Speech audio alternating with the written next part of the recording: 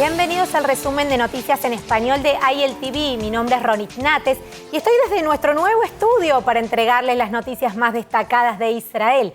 Como pueden ver, estamos completamente renovados y ansiosos por entregarles el mejor informativo. Es un placer para mí presentarles las noticias semana a semana y les agradezco por vernos y hacer crecer el programa cada día más. Dicho esto, es hora de comenzar porque las noticias de coronavirus no frenan. Durante la primera ola de COVID-19 en Israel, el mayor número de casos graves fue de 183, pero ahora ese número se elevó a 204. Por eso se espera que para el final del día de hoy, funcionarios del gobierno anuncien nuevas restricciones. הגל השני, שאנחנו מדברים עליו תמיד, הגל הזה כבר הגיע אלינו. אנחנו נאבקים בו בנחישות, אנחנו נאבקים בו באחדות. אנחנו עושים הכל כדי להימנע מסגר מלא.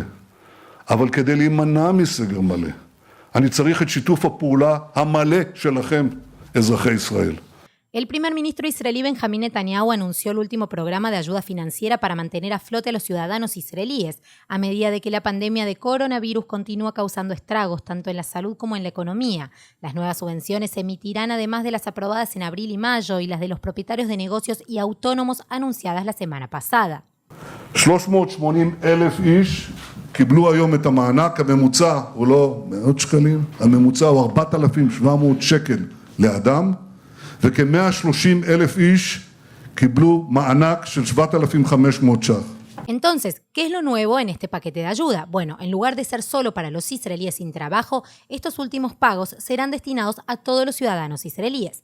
Netanyahu explicó que la idea es alentar el gasto y el consumo para impulsar la economía en movimiento. אבל הנה מה שאנחנו מוסיפים הערב. משפחה של זוג הורים עם ילד אחד תקבל 2,000 שקל מענק. משפחה עם 2 ילדים תקבל 2,500 שקל מענק, משפחה עם 3 ילדים ומעלה תקבל 3,000 ש"ח מענק. כל השאר 750 שקל לכל אדם.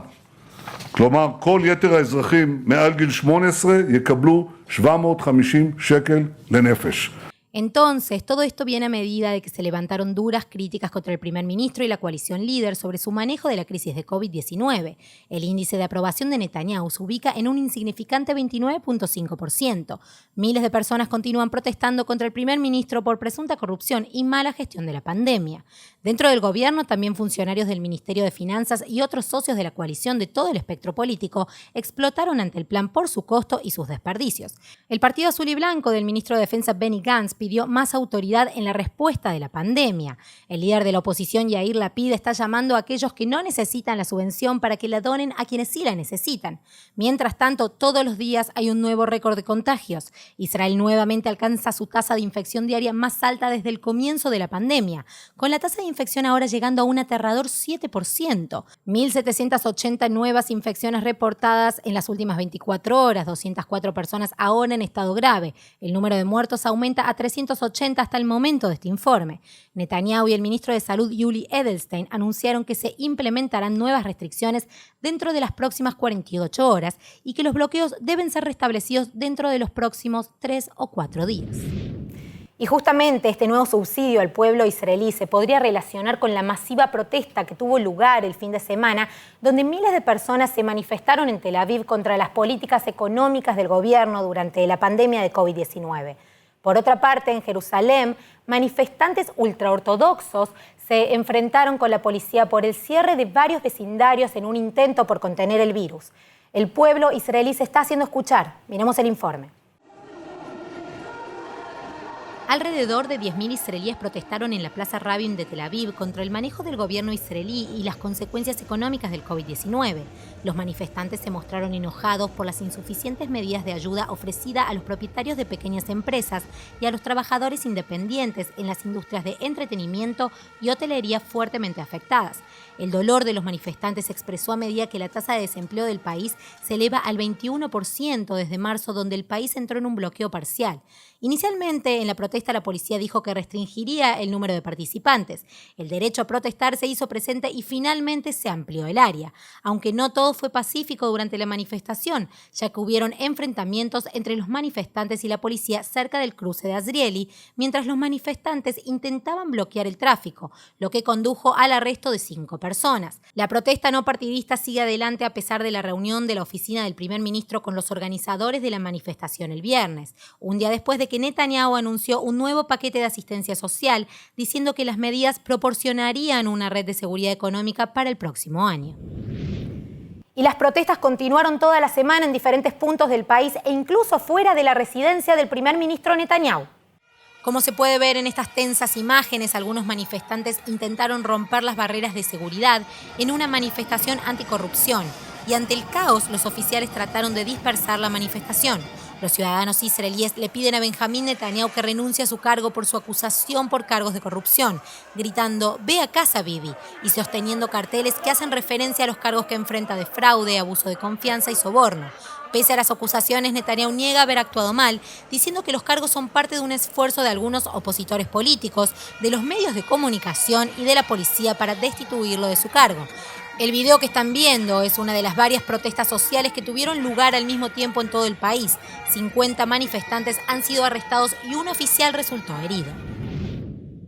El coronavirus también está poniendo en aprietos a la autoridad palestina que, pese a las restricciones impuestas, los números de infectados siguen subiendo y los dueños de negocios palestinos también protestan. A pesar de 12 días de cierre, el Ministerio de Salud de la Autoridad Palestina continúa confirmando cientos de nuevos casos de COVID-19 todos los días. La mayoría se encuentran en el área de Hebrón, pero están extendiéndose nuevos brotes, especialmente en los campos de refugiados. A medida que aumentan los casos, la escasez de pruebas y respiradores preocupa a las autoridades, con los laboratorios de pruebas en Hebrón y Belén, según informes, al borde del cierre. Y seguimos con más noticias porque la verdad finalmente ha salido a la luz después de que miles de israelíes quedaron desconcertados al recibir mensajes de texto obligándolos a entrar en cuarentena y advirtiéndoles de que habrían estado en contacto con un transportista confirmado de COVID-19. Resulta que al menos 12.000 de las decenas de miles que recibieron el texto fueron un error. El Ministerio de Salud admitió el error que tuvo lugar en la primera semana después de la reintroducción del Shin Bet y el sistema de seguimiento telefónico. Decenas de miles de israelíes intentaron apelar la orden y el Ministerio de Salud dijo que aproximadamente el 54% de ellos fueron aprobados. Nadav Argaman, actual jefe del Shin Bet, le habría dicho al gabinete el mes pasado que las tecnologías que se utilizan para rastrear el movimiento de personas infectadas en realidad están destinadas a operaciones antiterroristas y no están destinadas a rastrear a los civiles en masa. La alta tasa de error se debe a que la tecnología no es capaz de diferenciar si dos personas realmente están a 2 metros de distancia o no. Y avanzando, aquí en Israel hay gente que trabaja muy duro por hacer el bien. Y no me refiero solo en materia de coronavirus, sino en el trabajo de la salud en general, en la pasión por la profesión, en el amor por salvar la vida de cualquier persona, sin importar de dónde venga. Está con nosotros vía Skype el doctor Alejandro Roisenthal, argentino-israelí que trabaja desde hace años en un hospital del norte de Israel, muy cerca de la frontera con Siria. Alejandro fue propuesto para el Premio Nobel de la Paz y durante 5 años atendió heridos de la guerra civil siria. Bienvenido, Alejandro. Hola, ¿qué tal? ¿Cómo andás? Hola, muy bien, qué placer tan grande tenerte acá. Te lo dije previamente antes de la entrevista y te lo vuelvo a decir al aire. Bueno, muchas gracias. Gracias por llamarme y pedirme que charlemos un poco. Un placer. Bueno, como comentaba en tu presentación, vos trabajás en un hospital en la ciudad de Tzfat, muy cerquita de Siria, ¿no? Sí, la ciudad de Tzfat está en el noreste del país. Está enfrente de la altura del Golán, está, como vos decís, muy cerquita de Siria, a 40 kilómetros de Siria en línea recta, y está a 10 kilómetros del Líbano. Bien. O sea que estamos en una zona bastante interesante. Bien, ¿y cómo fue que comenzaste a atender en Israel heridos provenientes de la guerra civil de Siria? Bueno, la guerra civil de Siria empezó en el 2011, y cuando empezaron a tener problemas, gente a empezar a morir y estar mal heridas, empezaron a buscar ayuda donde podían, y como quedaron muy cerca de la frontera con Israel, desde el 2013 empezaron a venir a la frontera a pedir ayuda, y empezaron a pedir literalmente ayuda, gritando, pidiendo al ejército que los venga a rescatar porque estaban mal heridos. Había mucha gente muy joven, muchos chicos, muchos niños, mujeres y de a poquito empezaron a llegar al hospital de Ziv, el Ziv Medical Center en la ciudad de Tzfat, como vos decías, en Safed, y ahí empezamos a atenderlos. De a poquito empezaron en febrero del 2013 y empezaron con siete heridos, y de a poquito eso se fue haciendo mucho más voluminoso, la gente empezó a llegar, y por supuesto que llegaban a la frontera y venían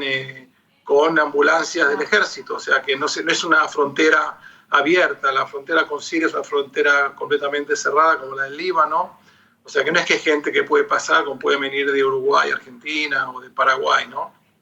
Bien, ¿y cuál era la reacción de esta gente al despertarse en el hospital y saber que un israelí o un judío le había salvado la vida? Bueno, eso es muy interesante eso, ¿no? Porque vos fíjate que gente venía inconsciente y de repente se despertaban en una habitación de un hospital israelí, del otro lado de la frontera, por supuesto, y es muy interesante porque ellos, el balcón del hospital, por ejemplo, cuando salían afuera, yo estaba con ellos, podían mirar a Siria, del otro lado. Wow. Y Sí. creo que ellos que se criaron de que de este lado estaban el diablo, vivía el diablo que Claro. nos quería matar, y de repente se despiertan y gente como el profesor Lerner o como yo, con delantales blancos, gente israelíes, algunos judíos, algunos árabes, atendiéndolos del otro lado de la frontera. Yo pienso que ellos nunca se hubieran imaginado en su peor sueño, pesadilla, de que se iban a amanecer del otro lado de la frontera. Es como amanecerse en el infierno. Claro, y encontrarse ellos. algo completamente diferente a lo que están acostumbrados. Totalmente. A lo que creían, mejor dicho. Y eso, claro, yo pienso que, Ronit, justamente eso nos da la oportunidad a veces a la fuerza de darnos cuenta que la realidad es distinta, que no es como nos enseñan. A ellos les enseñaron de que Israel son países que quieren matarlos a ellos y quieren destruir al pueblo árabe. Y cuando están acá conviviendo con nosotros, porque la gente convivió muchísimo con nosotros, esto duró casi 5 años, se dieron cuenta, y nosotros también nos dimos cuenta, que la convivencia es posible, que Claro. eso va más allá de las ideológicas de los países, de tal vez los estigmas que uno se va creando durante los años y la educación, porque pues fíjate que en los países árabes generalmente educan de que hay que matar a los judíos, de que matar al pueblo de Israel, y a la larga cuando uno se encuentra cara a cara, uno se da cuenta que somos personas y queremos vivir en paz, queremos vivir tranquilos, y por supuesto que Israel, siendo la única democracia del Medio Oriente, es un gran ejemplo para eso.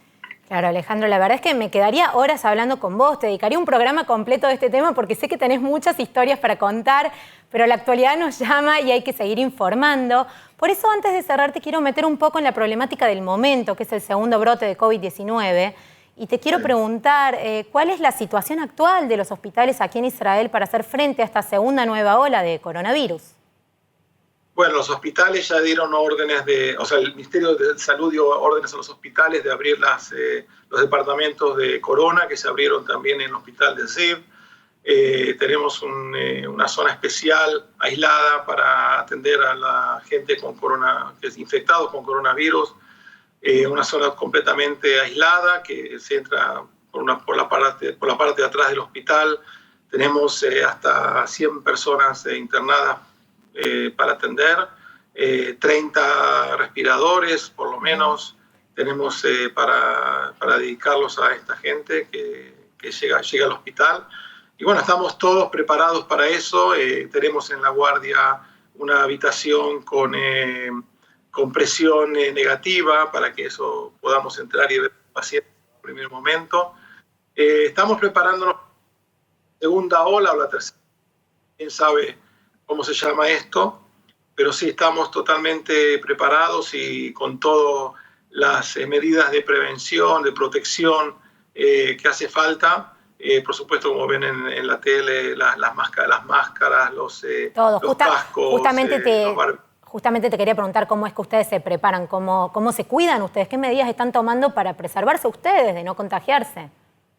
Bueno, en un primer momento, cuando empezó esto en marzo, era un problema, porque cuando pedíamos al hospital que nos entreguen las mascarillas N95 y los barbijos, que son los barbijos especiales, y los visores y todo eso, me decían que no había, que había muy pocos, que era imposible darles a todos. Y eso fue muy estresante en un primer momento, porque por supuesto que estamos muy expuestos, estamos en la primera línea de la batalla, como siempre están los trabajadores de la salud, como estuvimos también con los sirios y con el Líbano, cuando hubo guerra con el Líbano. Siempre estamos los trabajadores de salud en la primera línea, y hoy en día también estamos en una zona donde vienen los enfermos, y vos fíjate que ahora van a venir también los enfermos de la gripe normal, o sea que esto va a ser muy estresante y muy confuso. Y bueno, en este momento no hay falta de equipamiento, estamos bien equipados, aunque se sabe que en el mundo más del 20-30% de los infectados fueron los trabajadores de la salud, a pesar de todo, pero bueno, para eso nacimos y para eso estamos, para curar, para estar en el frente de todas estas catástrofes, y bueno, para eso venimos al mundo. Bien, Alejandro, gracias por tu informe. Antes de cerrar, te quiero preguntar, volviendo al tema anterior, ¿qué fue lo más lindo que te dijeron o que recibiste de parte de algunos de tus pacientes sirios? Bueno, yo pienso que tuvimos muchísimas historias muy lindas y muy emocionantes. Yo pienso que lo que más me emocionó fue más haber atendido a gente que en un principio nos miraban con mucho recelo, muy así, una mirada muy distante, y después de atenderlos, y cuando pasó el tiempo, a veces unos días, una semana, yo que recuerdo esa vez que cuando vino el paciente después de la cirugía y nos miramos a los ojos, y creo que estábamos con los dos con los ojos un poco llorosos, así de emoción, por mí y por mi parte, de haber tenido la dicha de poder atender al enemigo y de repente un poco transformarlo en nuestro amigo, en nuestro aliado de la paz, de la democracia. Y en el momento de que me di cuenta de que él estaba pensando lo mismo que yo, sin hablar, y un poco creo que nos estrechamos la mano y nos dimos un pequeño abrazo, así, y eso fue un momento que para mí fue un sello de que la paz entre los hombres existe, porque la paz, como siempre decimos nosotros, se hace con los enemigos. Bueno, Alejandro, muchísimas gracias, muy emocionante lo que contaste. Pero muchas gracias, gracias por todo. Y nosotros continuamos porque había mucha expectativa sobre qué iba a suceder después del 1 de julio, la fecha más temprana en que el primer ministro israelí podría haber comenzado a anexar partes de Judea y Samaria. Pero por ahora eso no estaría ocurriendo, lo que nos lleva a preguntarnos, ¿anexará Israel finalmente parte de estos territorios? 2 semanas después de la fecha límite para comenzar a promover el plan, como se describe en el plan de paz de Trump para el Medio Oriente, la respuesta a si se anexará o no es aparentemente no en un tiempo cercano. Según los informes, el orador de la Knesset, Yariv Levin, reveló que Estados Unidos no escucha las solicitudes de Israel. Estados Unidos ha estado diciendo durante meses que está dejando de lado a Israel cómo proceder, pero la Casa Blanca ha sido vaga al ofrecer apoyo definitivo para un plan unilateral. Lo que sí es nuevo es la fuente. Levin está estrechamente relacionado con el Plan de Paz para la Prosperidad, trabajando en el Comité de Mapeo de Estados Unidos-Israel. Lo que sí es nuevo es la fuente. Levin está estrechamente relacionado con el Plan de Paz para la Prosperidad, trabajando en el Comité de Mapeo de Estados Unidos-Israel de 7 miembros, un grupo diseñado para trazar las fronteras y los parámetros exactos para extender la soberanía israelí. Pero varios líderes de colonos argumentan que no hay necesidad de esperar ninguna aprobación. Los jefes del Consejo y ella agregaron que es hora de cumplir las promesas hechas por Israel. Y el jefe del Consejo Regional de Samaria dio un paso más allá, diciendo que esta es la primera vez que un campo nacionalista israelí se inclina y se rinde a los Estados Unidos de esta manera. Mientras tanto, en la autoridad palestina se dice que varios palestinos fueron arrestados después de expresar su apoyo a las anexiones israelíes, según se informa, con la esperanza de estar dentro de las fronteras israelíes y convertirse en ciudadanos. Las imágenes de la cámara oculta transmitidas por el Canal 13 de Israel muestran a varios palestinos hablando a favor de hacer el cambio y en contra del gobierno palestino. A pesar de que sus voces estaban distorsionadas y sus rostros borrosos, la autoridad palestina aún los rastrea y actualmente los estaría reteniendo. Ramallah niega los informes. Y antes de finalizar, les quiero contar que las primeras imágenes del satélite OFEC 16 ya llegaron a la Tierra y marcan un gran salto para la tecnología y la industria espacial de Israel. Una semana después de lanzar el OFEC 16 en órbita, el satélite espía más nuevo de Israel ha comenzado a transmitir sus primeras imágenes. Pero lamentablemente el Ministerio de Defensa no publicó las imágenes al público. Más bien lanzaron una declaración diciendo que las cámaras satelitales se han activado por primera vez y que descargan fotografías iniciales de increíble calidad desde el satélite a un centro de control de la industria aeroespacial israelí. El primer ministro Benjamín Netanyahu dijo que el lanzamiento exitoso del lunes pasado aumenta la capacidad de Israel para actuar contra los enemigos del país y amplía la capacidad de actuar en tierra, mar, aire e incluso en el espacio. Hemos llegado al final del programa de hoy. Ya saben que si quieren recibir más noticias en español y en inglés, no olviden suscribirse a nuestra página de YouTube y seguirnos en nuestras redes sociales Facebook, Twitter e Instagram como ILTV. Mi nombre es Ronit Nates y nos vemos la semana que viene.